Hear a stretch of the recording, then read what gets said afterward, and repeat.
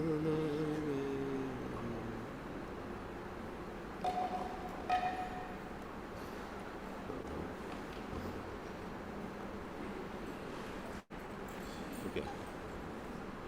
That's you. Okay.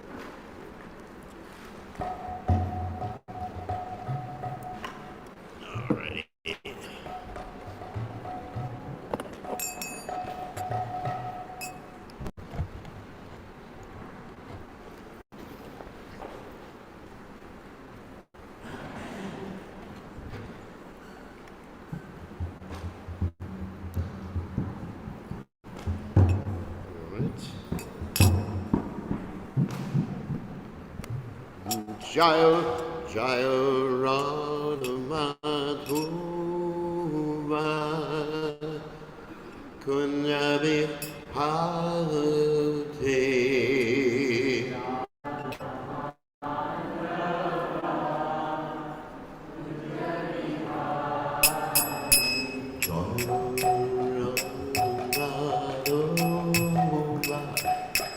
Kunjabi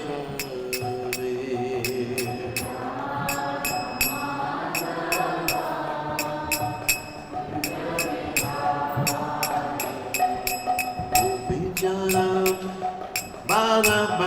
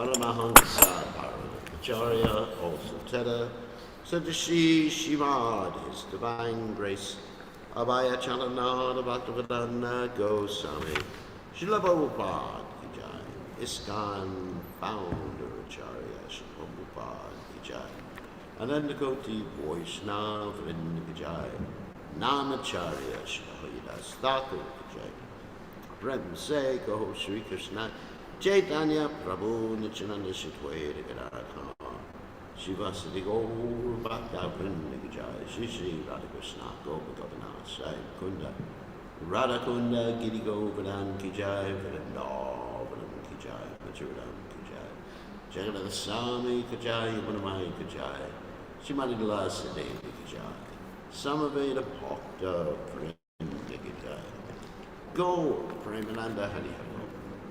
All glory is the assembled devotees, all glory is the assembled devotees, all glory is the assembled devotees. All glory is to Shri Guru and Gauranga, Srila Prabhupada Ki Jai. Nama Om Vishnupadaya Krishna Prestaya Bhutale Shrimati Bhaktivedanta Swami Navani Namaste Saraswati Devi Gauravani Pachani Navashesha Srimati Prasthate Shita. So we are reading from the Srimad Bhagavatam, 10th Canto, 10th chapter, text 16. Om Namo Bhagavate Vasudevaya. Om Namo Bhagavate Vasudevaya. Om Namo Bhagavate Vasudevaya.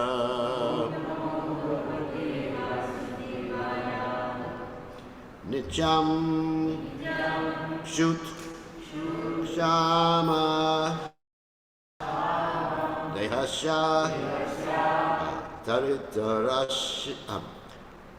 Adaridasyana Drasyana Akanshana Indriyane Anushusyanti Hinsapi Vinivartate Nityam Shutchama Dehasya Adaridrasyana Kamshana Indriyana Anushushyante Sapi Vinivartate Nityam Shutchama Dehasya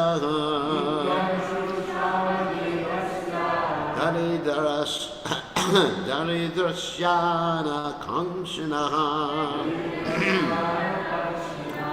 Indriyan Yanu Shushante Hinsapi Vinivartate Nityam Shutchama Dehasya Daridrasyana Kamshana Indriyan Yanu Shushante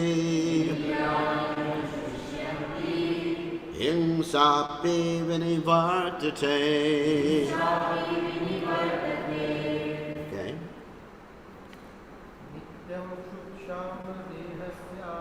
Nityam Shushama Dehasya Daridrasyana Kamshana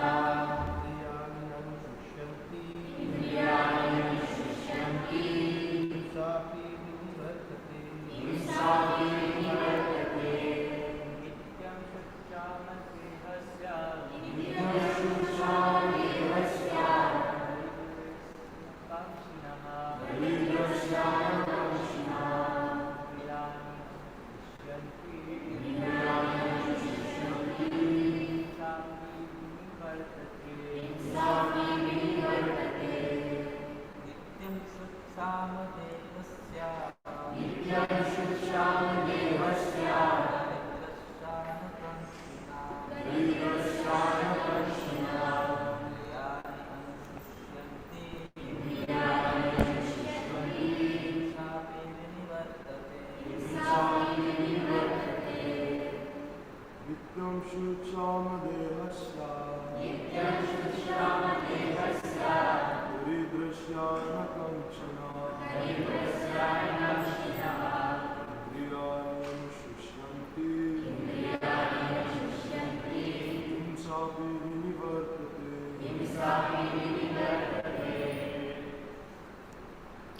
Ladies?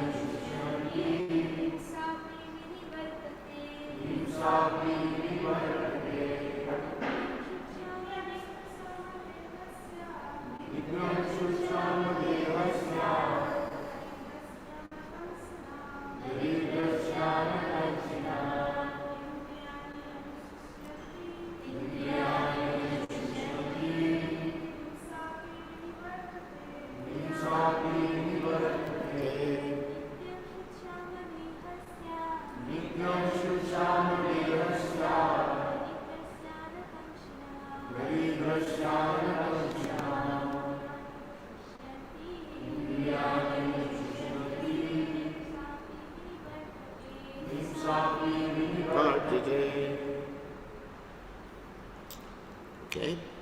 Nityam, always. Shoot, with hunger. Shama, weak. Without necessary strength. Dehasha, of the body of a poor man. Daridrasya, poverty stricken. Anakanksanaha, always desiring to get sufficient food. Indriyani, the senses, which are compared to snakes.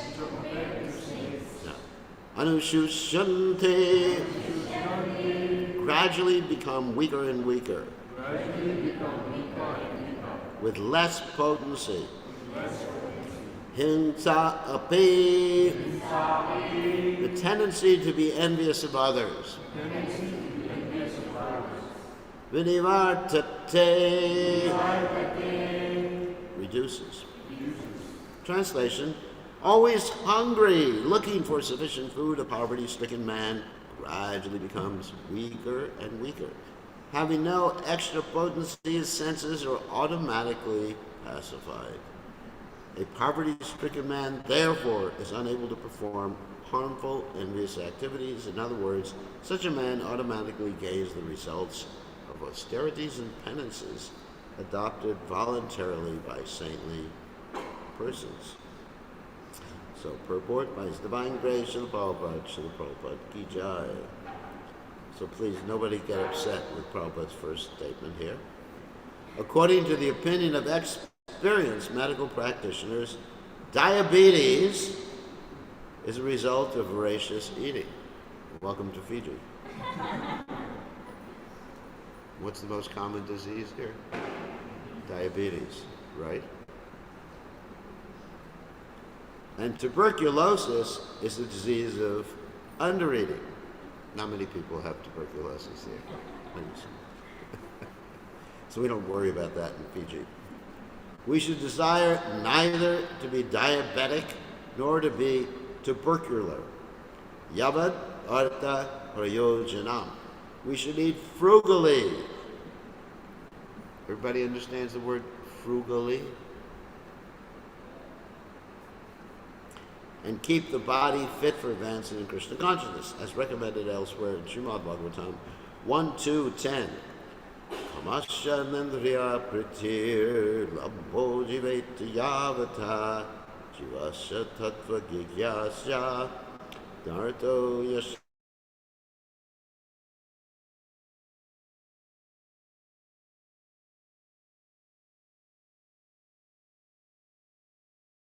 Human life is not meant for making the senses unnecessarily strong, so that one suffers from disease and one increases in an envious fighting spirit. In this age of Kali, however, human civilization is so misled that people are unnecessarily increasing in economic development, and as a result, they're opening more and more slaughterhouses, liquor shops, and brothels.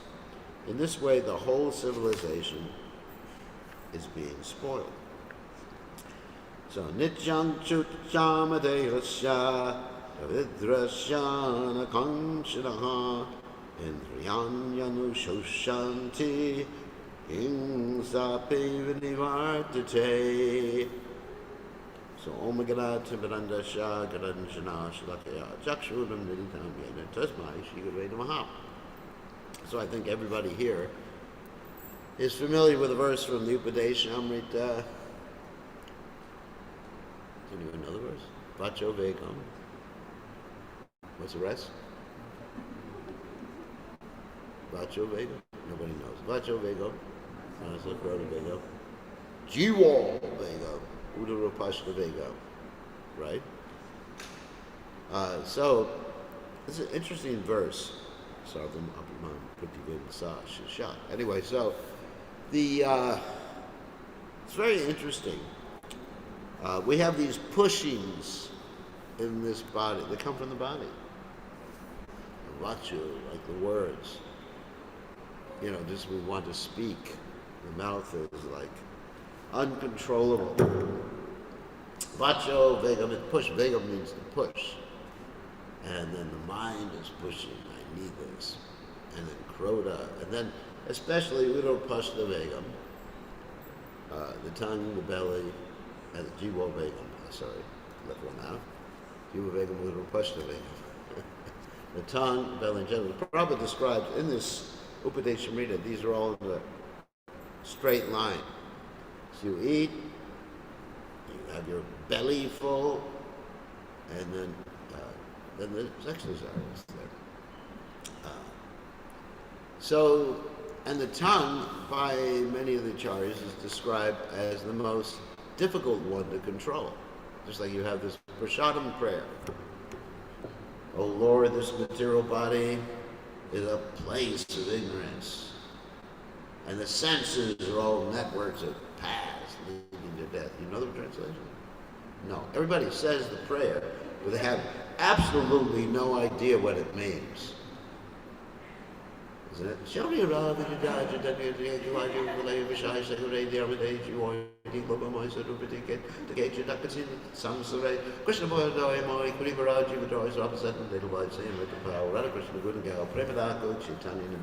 Om Tat Sat. Thanks a lot. That's it. I think you all know the Bengali of it, right? No? Shavira Vijay. Anyway, so that was one of the first things that was taught to me when I joined the Krishna consciousness movement. Before you eat, you say this prayer. And we actually said it in English so that we could understand what we were saying. Oftentimes we do things we don't even understand what we're saying.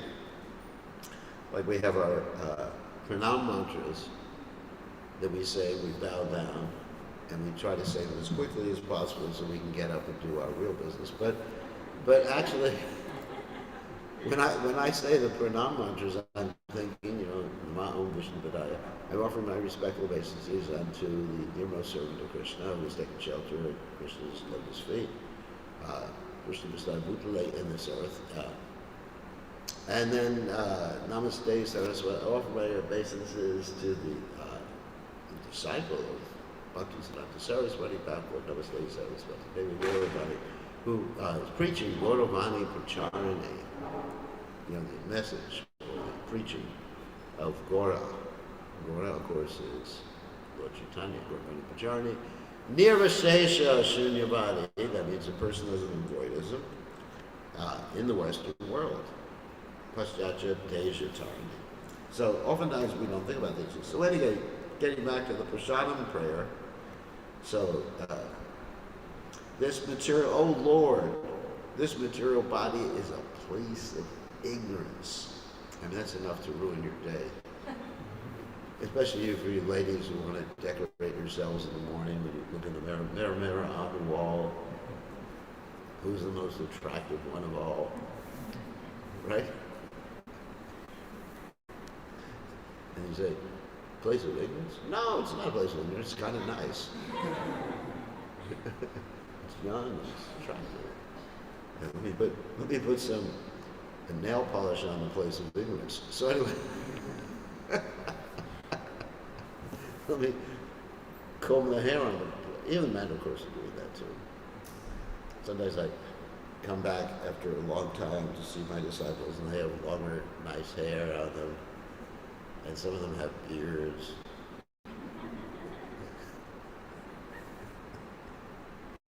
Just dead cells, isn't it?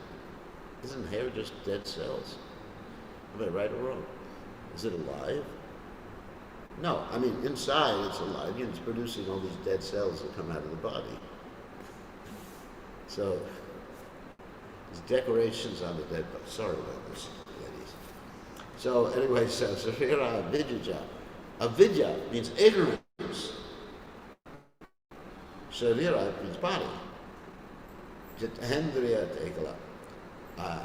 And the senses, indriya, are networks of paths leading to death. Ooh, it's kind of frightening, isn't it? Especially before you eat. I just say that. Getting ready, to eat this really nice, whatever you eat, rotis. Everyone here is addicted to rotis in the morning. That's because your forefathers would farm in the morning, and they needed the strength to farm. But you're not farming, you're sitting down all day long, you're eating rotis. Isn't it? People that don't think when they eat, they think, this is the way we eat. But you have to eat for your service to Krishna. No, I'm not prohibiting rotis in the morning, don't worry. Because I know you're all addicted. So, but that's why I think when I eat, I think, I'm going to eat something that's going to help us to Krishna. Or I'm going to sit down all day long and not going to eat rotis in the morning.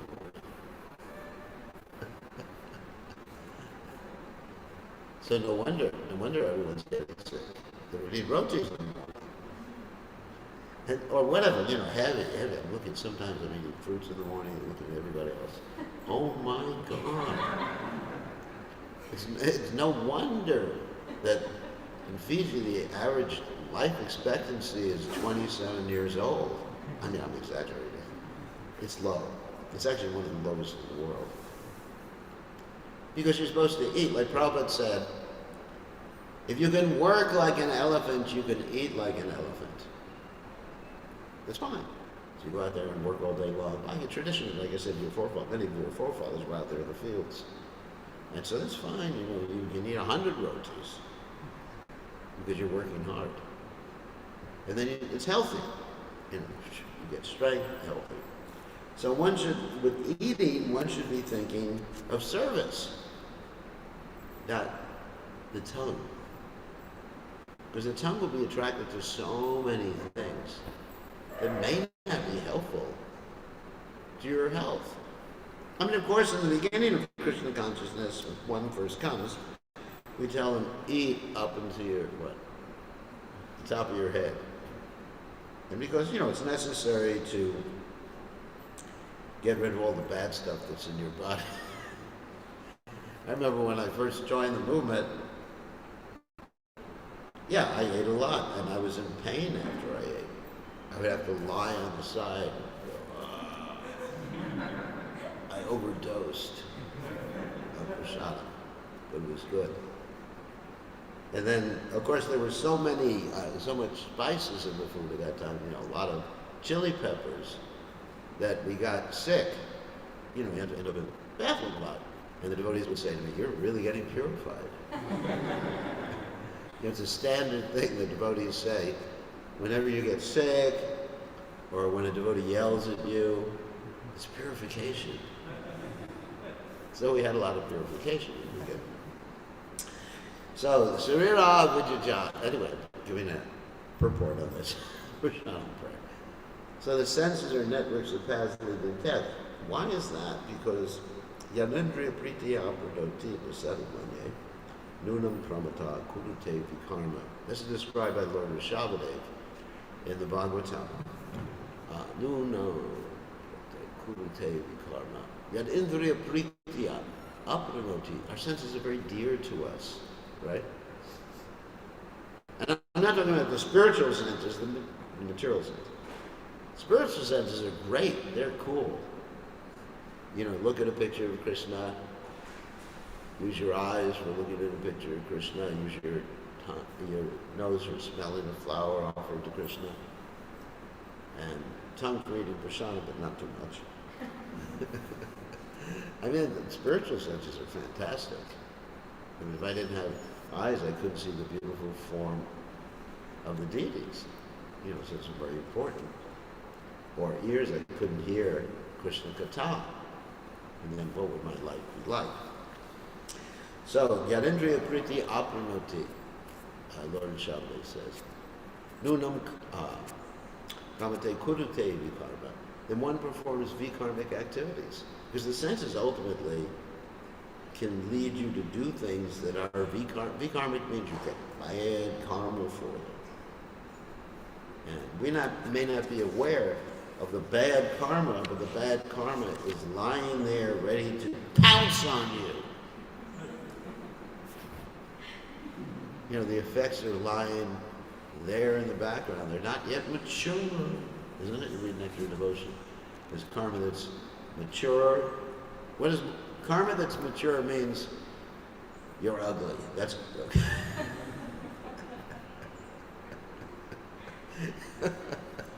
Or you have legal problems.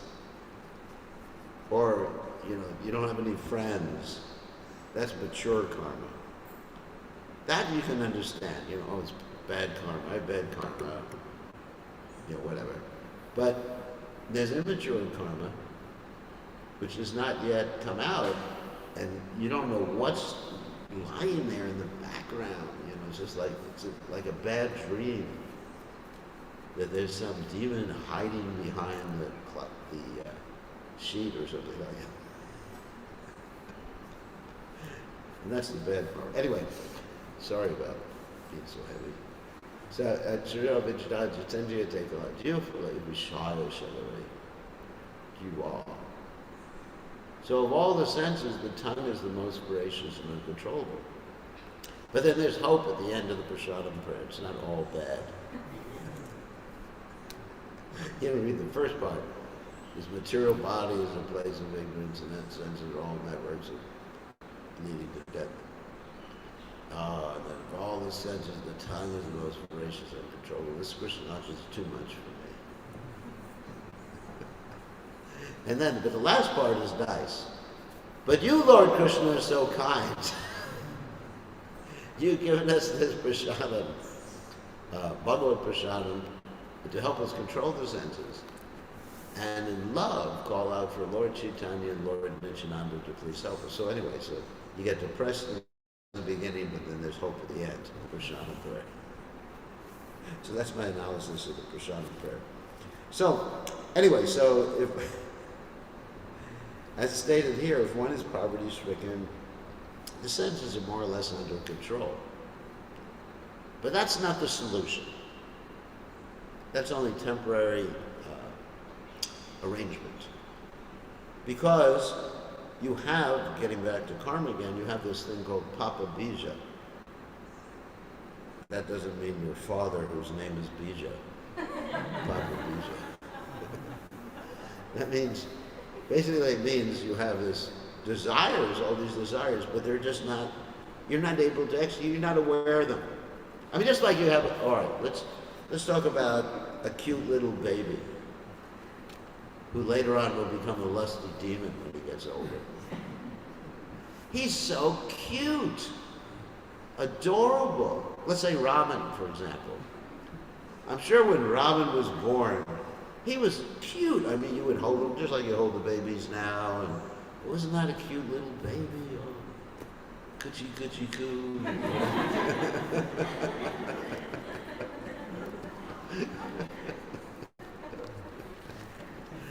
Then, because his tendencies were actually lying as seed.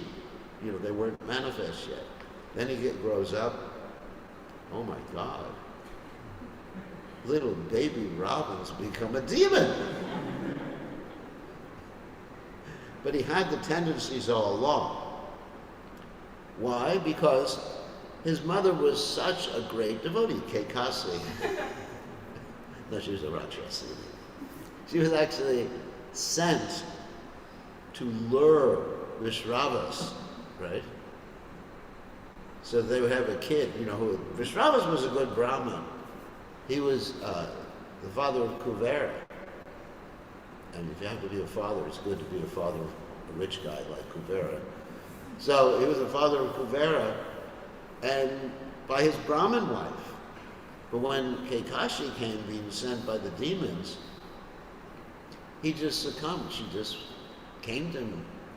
Actually, it's described in the Valmiki Ramayana that when he got married to her, all the brahmacharis left the ashram because they couldn't stand that Guru Maharaj being married to Rakshasini. Here's Guru Ma. Guru Ma means the wife of the Guru. So who is Guru Ma? Kekasi. I think Gurudev has some spiritual problems here.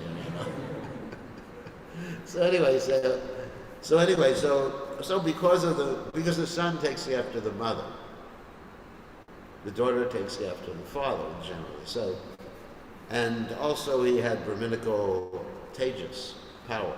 So he had a Brahma Rakshasa, very powerful. Of course, he was a devotee. I understand Jai and Vijay's story.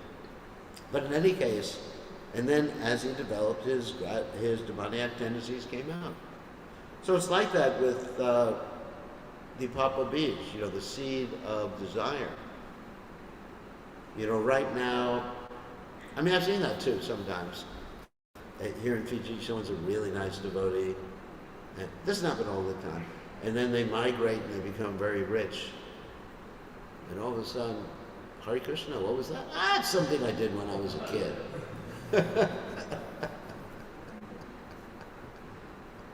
Isn't it? Something when I was small, it was before I really understood the value of life, which is eat, drink, and be merry, for tomorrow you may die. So when we find this sometimes when someone gets a lot of money, a lot of opulence, or a lot of followers, therefore Lord Chaitanya says what? Yadanam najanam sundarim kavitam va jagadisha kame mama janmani sure bhavatat bhakti ahorituki twaye. That what was there originally comes out. It's not that they didn't have it, but it comes out. So what do we do about it? Right now we have to be very serious about our chanting and bhakti, because bhakti fries the Papa Bija, gets rid of it. Otherwise, it'll come out. As soon as you get something, you get more prasadam. You become a sannyasi and they feed you like anything, That's like last night, All this prasadam, Anakut. You know what Anakut is? Anyone know? That's when they make a mountain of prasadam, like for worshiping Govardhan. There was a big, big mountain of prasadam at a place called Anakut Kshetra, the place of the Anakut. And Govardhan ate everything, but he didn't become crazy. And he wanted more. He said, Anyor. And they said, no more. You've eaten enough. No, they didn't say you've eaten enough. We don't have any more. Anyor. And so what are we going to do? He's going to get angry at us. And they gave him a tulsi. And then he was satisfied. But, so one has to really, really do his bhakti seriously, and chanting very seriously, so that these things not rise up in these demonic tendencies, because basically in Kali Yuga, everybody's born Kalo Shudra Sambhava with demonic tendencies. And you give them a chance and they rise like that. So one has to be very, very careful. Anyway, so yesterday were we had to abruptly end class. I told you I would describe about my experience in Krishna consciousness and training in Krishna consciousness. So we'll go back to that. And that will help one control the senses, because actually the whole point is to have that training to make the mind, to make the intelligence very strong, because as we know, there's earth, water, fire, air, either mind, intelligence, and false ego. And Prabhupada said the intelligence is this close to the soul when the intelligence is fixed in Krishna consciousness. So our business is to make the intelligence very strong. That means to be to be focused on the goal of Krishna consciousness, or focused on helping people become Krishna conscious, but to have that primary sankalpa, that focus, understanding, goal. So, anyway, so this is the training I had. And I mentioned before, I started before I came to Krishna consciousness, in a very wealthy family and everything like that. I mentioned that yesterday. And then what happened is that, joining the movement was a real austerity as far as waking up early in the morning at an ungodly hour. I said that yesterday. Waking up early in the morning, sleeping on the floor. Oh my God. Because nowadays the devotees are softer, everyone has a bed. So brahmacharis have beds? What? Well, how do you sleep? Sometimes in bed. Okay. That's good. 50-50. So, we just had sometimes a straw mat.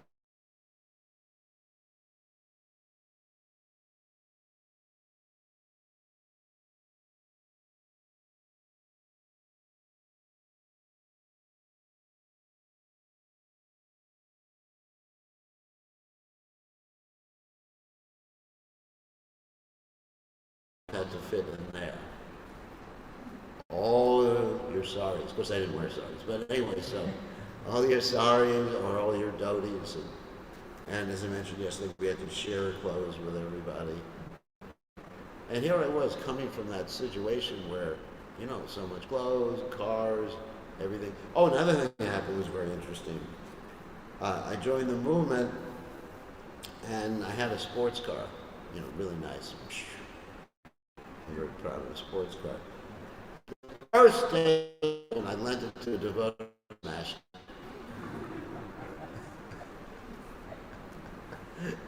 Can you imagine the thing I was most sure in the world? I'm sorry. By Krishna's grace, I didn't get angry. I mean, somehow or other, Krishna just... Because I had met Prabhupada. That's the point. Just by a few moments of association with Prabhupada, my whole consciousness changed. Sadhu Sangha, Sadhu Sangha, Sadhu Sashpoy, Lava Mantra, Sadhu Sarva, Siddhi Hoy. So then I was accustomed to living, practically a poverty-stricken life. With 30 people in the same room, you couldn't roll over at night. Because if you rolled over, you'd probably commit a Vaishnava aparada by hitting someone. Sometimes there was even a sannyasi. You wake up with a sannyasi, with a sannyasi, obviously, sleeping next to you. So what do? And then you had to all share the same bathroom. I was so accustomed to private bathroom, so everybody, and that meant a 10-second shower in the morning. I mean, how did 30 people share the same bathroom? And you all have to be at Mangalarti on time. Can you imagine that? No hot water. And then if someone used the hot water, use it all up. You used all the hot water up! You sense gratifier. You lusty dog! Anyway, we were young. We were all 20. I mean, the only adult in the whole Hare Krishna movement was Prabhupada. And so, anyway, it was training and helped me. All right, you can live like this. You can live like this. And then, after I finished with that initial training, I was able to do a lot of different things that I wouldn't have been able to do otherwise. I traveled in a van with several other devotees distributing books all over the United States, and that's difficult. And taking a shower from a bucket in the morning, and when it was 10 degrees below zero, in centigrade, talking about that Fahrenheit, we were out distributing books to people. Can you imagine that? Here in Fiji, if it gets to be like, so about centigrade, if it gets to be like 23 degrees, everyone's putting on the stocking hats. I say, Jivana sometime, sometimes I'm here during the cool season, a stocking hat, 3 sweaters, and that's Jimmy. I said, it's not cold. Isn't that true? So that we were out there, distributing books and Prabhupada's books in such a condition. A place called Chicago. It gets so cold sometimes that if you stay out too long, your nose will get frostbite, and then they have to cut off your nose or something like that. It was so cold that there's a lake there called Lake Michigan, and we used to park our cars on the lake in the winter. It was frozen solid. It was a parking lot. So anyway, so then because of that initial training, I was ready for anything. All right, and then fast forward, Fiji's not an austerity. I'm not going to talk about that. That's sense gratifier loca. So fast forward, when I decided to start a temple in a place called North Carolina, we basically didn't have any resources. So we lived out, basically, I had a little travel trailer, but the bathroom was outside, shower, and for like 15, 20 years, I showered outside with a bucket, and sometimes milk jug. When the water hit the feet, it turned to ice. And I'm not just bragging about it. That's the point. It was fun. Because it was fun. Prabhupada said, if you train up people early, they consider austerities to be fun. And I never got sick. And as soon as I had like a comfortable life with 10 devotees fanning me all the time, like some bad Bollywood movie. So, soft bed.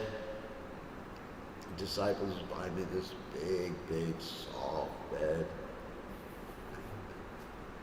Then, not so as healthy as I was before. But it was fun. The point I'm making is that's the verse I was quoting. When you're young, if you actually learn to enjoy austerity, then later on it actually becomes fun and you're able to do amazing things. So Prabhupada was in a situation that he was able to endure so many difficulties. I was thinking about how Prabhupada printed his first books. He didn't have money for food. He spent all the money at the printer. If you read the Prabhupada Lilamrita, you'll hear this. Can you imagine? He didn't eat, and he would go to the printer, and the printer would say, did you take breakfast? And he said, no. So and then somehow or other, he'd get the printer to buy some prasadam, or give him some prasadam. And then so much austerities, but Prabhupada never got depressed. If someone is not accustomed to austerities, they get depressed when things get tough, isn't it? Oh, there's no sweet rice, no course. No ice cream.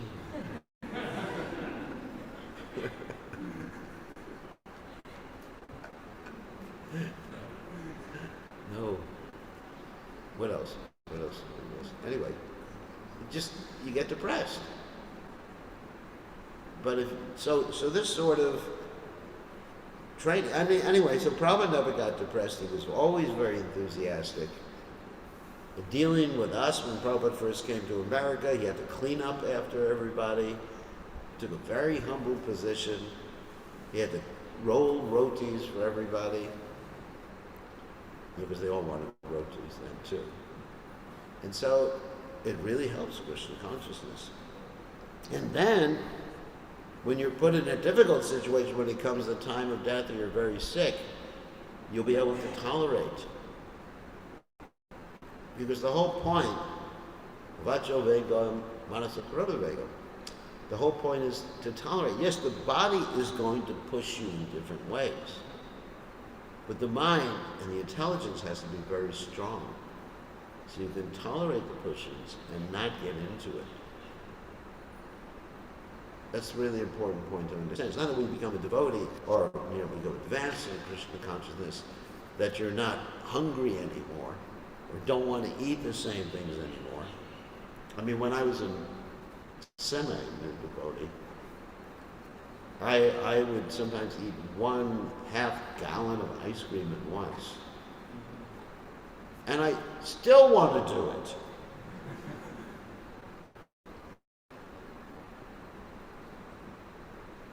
Isn't it?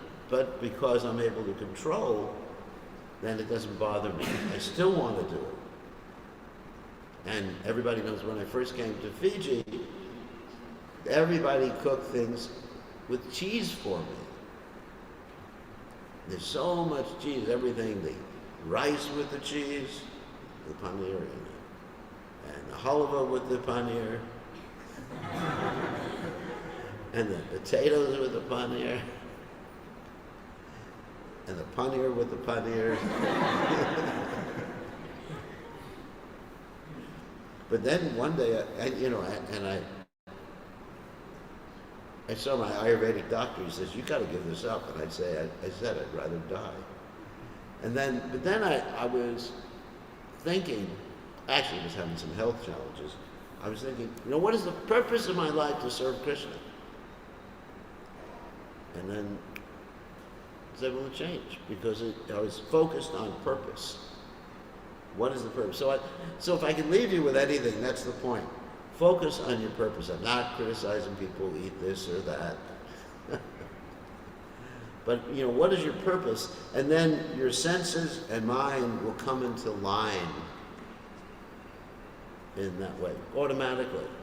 But if you focus on giving something up, you won't be able to give it up. You say, "Oh, you have to give up this or give up that." Oh, no, I can't do it. But if you think positively, because you can't do a don't, if you think positively, what is the goal in my life? Then automatically, whatever, the eating, the sleeping, everything else comes automatically there. And so anyway, that's Krishna consciousness, controlling the eating, controlling the sleeping, controlling, just like getting up early in the morning. I get up early in the morning. And the reason is I'm thinking this is my purpose in life. It's part of my purpose.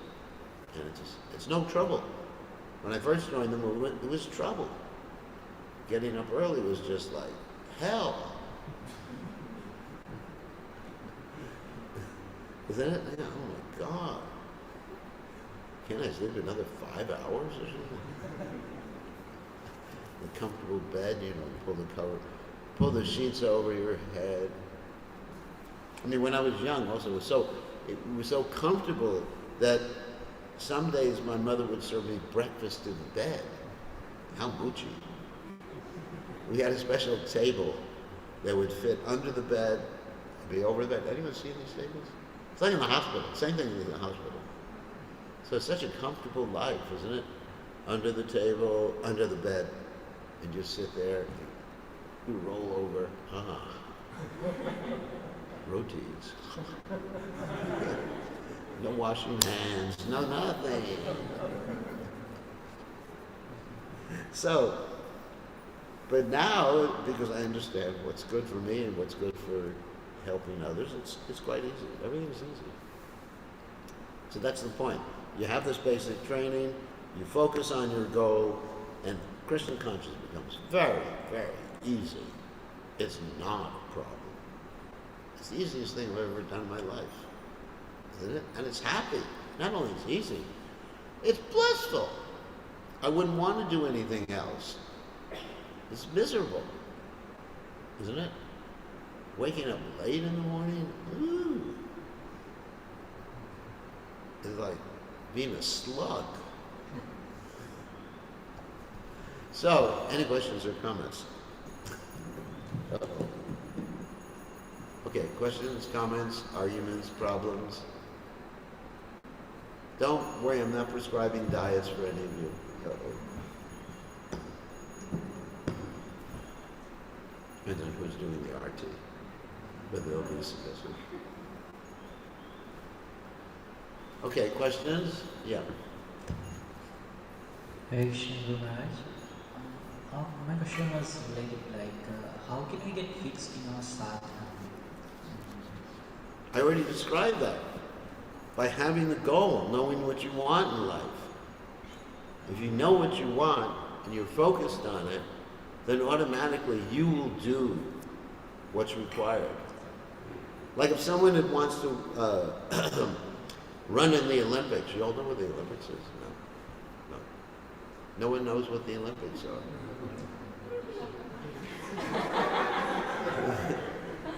Okay. Olympics is a game where people compete in different things. There's runners, there's people who throw little balls in the air, there's people who, what else they do? Swimming, all sorts of things like that. So if you want to really win the Olympics, right? Let's say you want to win the Olympics in prashadam eating or something like that. Actually, in America, they actually have competitions in binge eating. Binge eating means how much they can eat of a particular substance. And horrible things. But anyway, so if you want to be a runner and run 100 meters in 2 seconds, which is impossible. Then you focus on it. Every day you're out there running. Every day. I mean, they have a sadhana. Sadhana means practice. Because they're focused on their goal of winning. They're not thinking of the running per se. Oh, running. I really love running all day long. And I don't really. They may, but anyway, it's the main point is they're thinking, I want to win the Olympics. Dun, dun. Or like here you have rugby, isn't it? They're out there practicing every day. The rain is coming down. I'm driving in the street and everyone's playing rugby and the rain is coming down. They're slipping in the mud and everything like that. And I'm thinking, oh my God, that's determination, isn't it? Oh my God. So or studying in school. Become a doctor. We gave the example of Rupanuga yesterday. You got to understand what's your goal. What's really important to you. I mean, what's important to me is serving Prabhupada and bringing people to Krishna. And I focus on that. Other things, obviously I take care of my health and everything because that's part of it. Because I take care of my health because I'm responsible, the body is used to serve Krishna. So, anyway, that's the important point. If you ask how to become fixed in your sadhana, become fixed in your goal. And the sadhana of Krishna consciousness. And then the sadhana you automatically start to do the right things. I mean, of course, you'll ask people and find out what you have to do, but it's pretty easy. Krishna consciousness is the easiest thing I've ever done in my whole life. Going to the university was hard.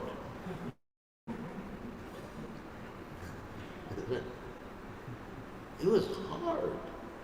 Even when I was young, I hate to admit it, even when I was young, and falling in love, that was hard.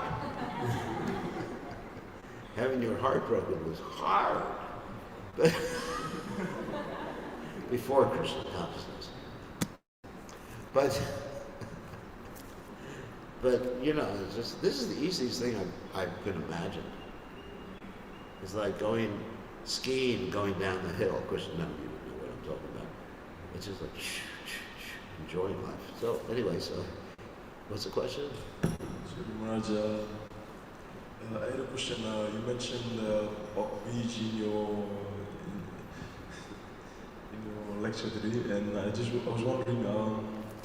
You mentioned something about these tendencies, and just to add on to what Naveen Prabhu had asked about sticking to your goal and having a fixed goal, and how everything just blurs out in the focus.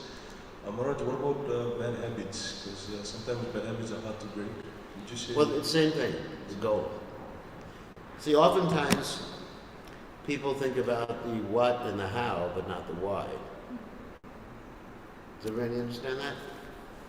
You know, think about how, you know, so the actual details of bhakti, which is good, but, and, you know, what am I doing bhakti?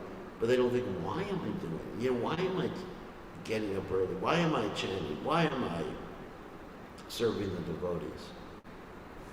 I mean, after a while it becomes spontaneous, I have to tell you that.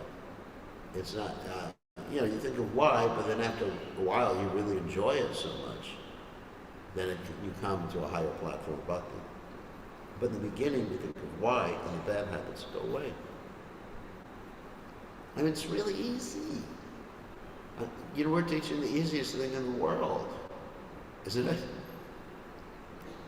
Just all you gotta do is think of why. I mean, like even in the material world, if someone wants to be successful, they have to think of why. No one, you know, a successful material person doesn't get up at 8 o'clock in the morning. He doesn't. I mean, if you look at someone, one of our devotees here has a hero, a material hero. His name is Elon Musk. Anyway, Advaita is not here right now. Isn't it? His hero is this Elon Musk. You know, he asks him, who do you like the best? Krishna or Elon Musk? No, he's not. So, but if you look at someone like that, and I'm not saying you should become some materialist and make a lot of money, it's not important, but they're really focused on what they're doing, their goal.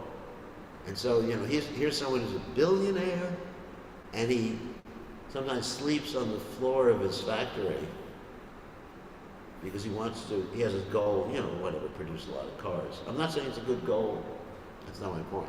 The whole point is I'm making it about goal orientation. That if you think like that, then, and he's not complaining, he doesn't look miserable to me. Because I mean, ultimately, you know, the Yamadutas will come. They will drive him away in one of his own cars. Unless he takes up Krishna consciousness. And the interesting thing, a lot of these successful entrepreneurs, when they were going to the university, they used to eat at the Hare Krishna temple when they were young. A lot of them. Because they were poor when they were young, and the only food they could get was at the Hare Krishna temple near them.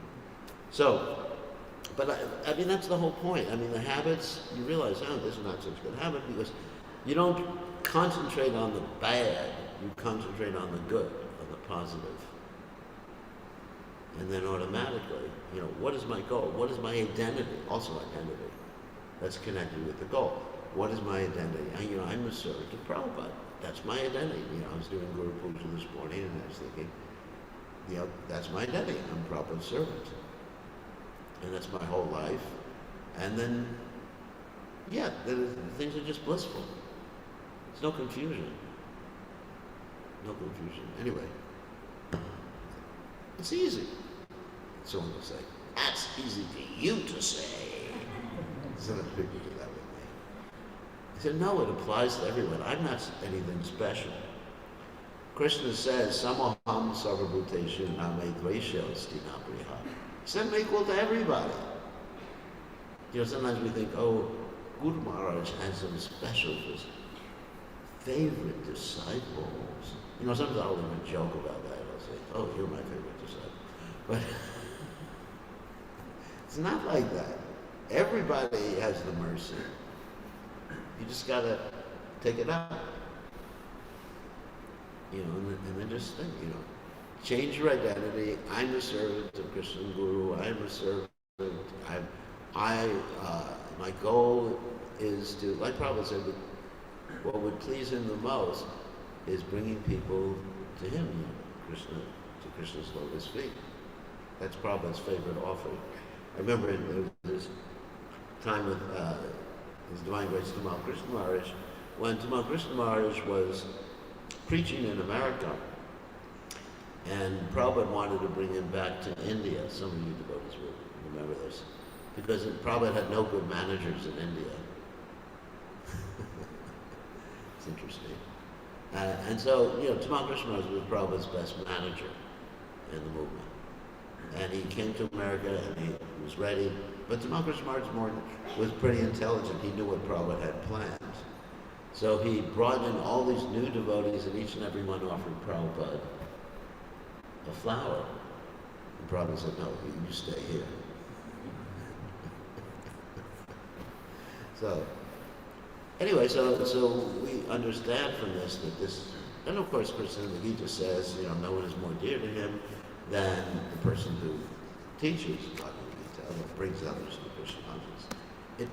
When you bring people to Krishna, you will experience so much ecstasy, it's unbelievable. Believe me. If you simply do that in your own life, if you actually distribute a book at your workplace or get someone to chant Hare Krishna, it's such a fulfilling feeling. Krishna in your heart starts dancing when you do that.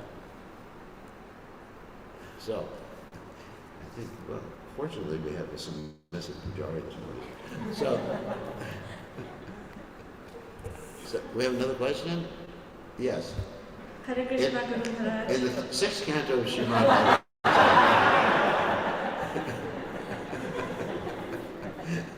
the Sanskrit of the verse is Tasmat Sankirtamam Vishnu Jagamangalamamasa. Could you please analyze the first word in the Sanskrit? Yes, what's the question? Maharaj, you shared the story about your fancy sports car. Yeah. My question is, what is the level of tolerance in spiritual life? The level of tolerance? I mean, how much should you tolerate? Is that the question? Yes. You accept everything favorable, reject everything unfavorable. I mean, it's not that we tolerate everything.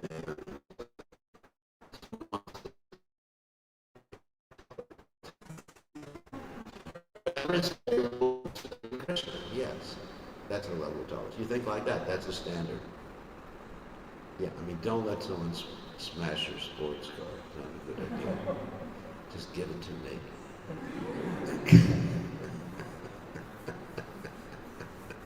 Yeah, that's it. One has to see what will please Krishna, what doesn't please Krishna, making decisions on that. Obviously, there's certain times when devotees undergo too much austerities and they hurt the body. Or devotees go to a certain place and preach when it's extremely dangerous. They shouldn't have been there. I remember devotees gone, I'm not mentioning names, they were in certain countries and they got killed. They shouldn't have been there. It's not that, we're not, we're not ready just to die like that. You understand? Prabhupada was very concerned when the devotees were in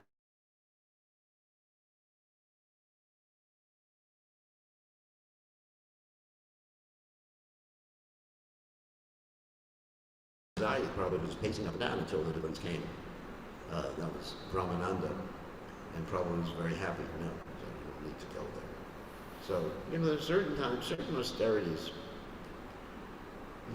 We don't want to hurt the body. We don't want to. There's a limit. If you need a certain facility, accept that facility. It's not that you have to sleep on the floor. I mean, I don't sleep on the floor anymore. I have 20 mattresses, so I don't feel anything. No, not that bad. I'm not that bad. But I don't do it. because I need more facility. I need more facility than I did as a Brahmacharya. I'm not going to start sharing clothes with everybody anymore. I accept more facility because I need it for my service. But if it wasn't for the service, I could. Actually, my favorite activity, if I just could think of what I would like to do, I would just like to camp out and go around Raj right now. Go to Vrindavan, just like get a tent and sleeping bag and just go do Madhukari. Madhukari means go to people's homes, ask for roti, which I don't eat. So, at least I ask pizza at everyone's home. So I would go to everything. I would love to do that, but Krishna doesn't have that in mind for me. Just like a camping trip for months, just by myself. Because my nature is actually to be by myself. Even though I appear very sociable and I'm shy. No, I'm not. But anyway, even though I appear very sociable, but really, there's a sadhu nature inside that really wow, if I could be in Braj just chanting and enjoying without 10,000 people following me around, that would be nectar. But it's not going to happen because it's not what Krishna wants. So we do this austerity, Do this austerity. That would be my favorite vacation. I like Fiji, but being in Vrindavan and camping out and just thinking of Krishna and just chanting the holy names, wow. Maybe one day Krishna will let me do that. And that's what the Goswamis of Vrindavan did, isn't it? Hey Radhe Vrajadeva Ke, Hey Nanda Shunokata, right? They would go around Vrindavan, Krishna, Radharani, where are you? Wouldn't that be amazing? I'd love to do that, but no, Prabhupada said, no. You rascal. When I think of doing that, I just hear Prabhupada's voice saying, you rascal. You just want to enjoy spiritual life instead of serving, you rascal. That's like a time when myself and another devotee were following Prabhupada around America. It's an interesting story. Like we flew to New York, Prabhupada saw us, flew to Los Angeles, Prabhupada, just like a bunch of groupies following a rock and roll star. Prabhupada looked and said, don't you understand? You're not supposed to enjoy the spiritual master. You're supposed to serve him. Ooh, okay, yes sir. It's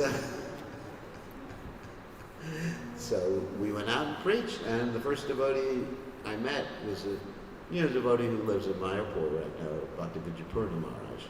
We made him a devotee. And anyway, so that's the way I think. Even though I'd like to do a lot of things, right now in my life, I definitely would like to be at Govardhan, just Jai, Giriraj. But Prabhupada says no. And I'm happy. I'm happy because I'm disciplined by Prabhupada's desire. And that's not that I'm not complaining to you all. And then when I go to Govardhan now, first, it was an interesting thing. When I first got a house in Govardhan, I thought, this is great, just go down, enjoy life. And then all of a sudden I discovered every time I went to Govardhan, there were like 50 devotees came to join me. And I had to become a mother and a father to all of them, and a babysitter. I thought, what happened? Aren't I supposed to enjoy? Krishna, what are you doing to me? But anyway, Krishna has a plan. I'm his servant. Isn't it? We're Krishna's servant, or Krishna doesn't, we're enjoying. But we're enjoying the way Krishna wants us to enjoy, and that's real enjoyment. Krishna, you may crush me by your embrace, leave me broken-hearted by not being present before me. You're completely free to do anything and everything. You remain my worshipful Lord. Unconditionally, right? So I think we have to end. Oh my God. We're going to be in trouble with Gordon Ty. So, on that happy note, all glories to His Divine Grace, Srila Prabhupada, Ki Jai.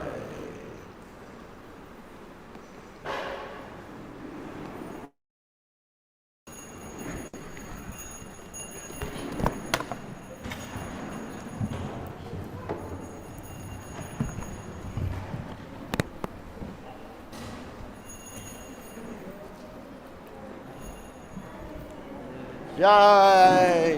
Shri Shri Gordon Ty, Ki Jai.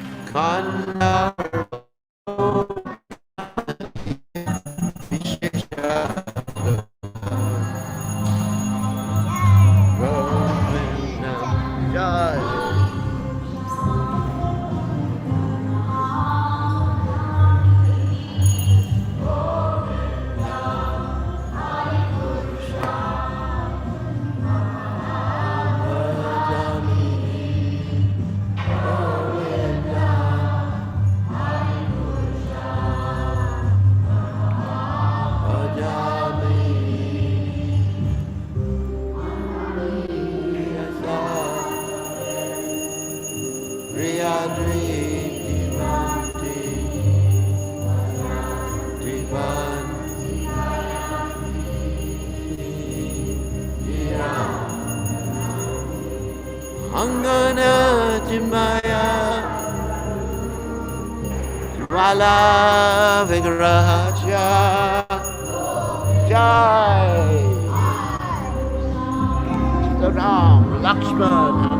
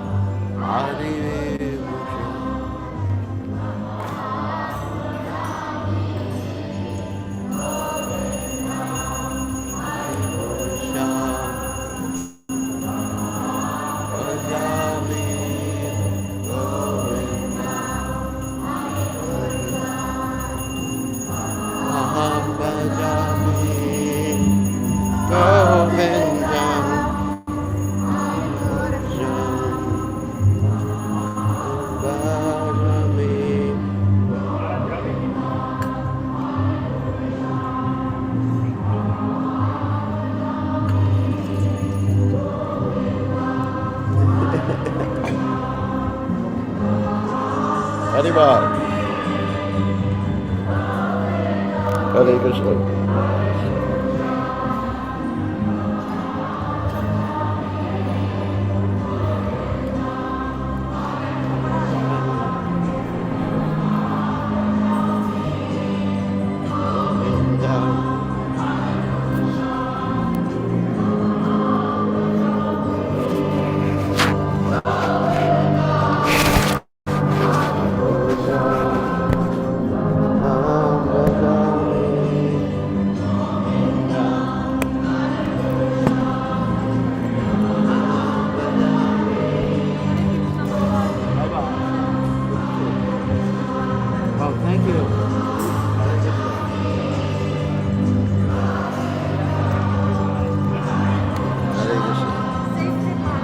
Thank you. We'll see you next trip.